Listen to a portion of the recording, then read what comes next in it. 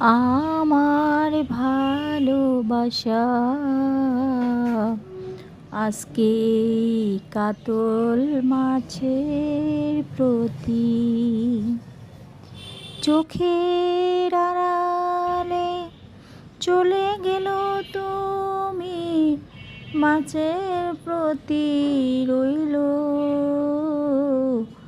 আমার ভালোবাসা। আজকে সবজি মাছের প্রতি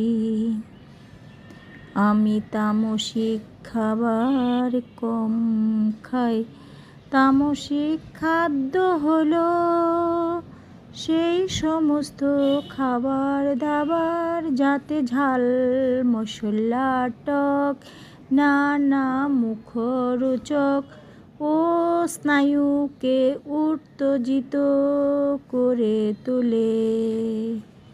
আমি খাই সাত্ত্বিক খাবার, যে সমস্ত খাবারে পরিমিত মশলা ব্যবহার ও সুস্বাদু করে তোলে।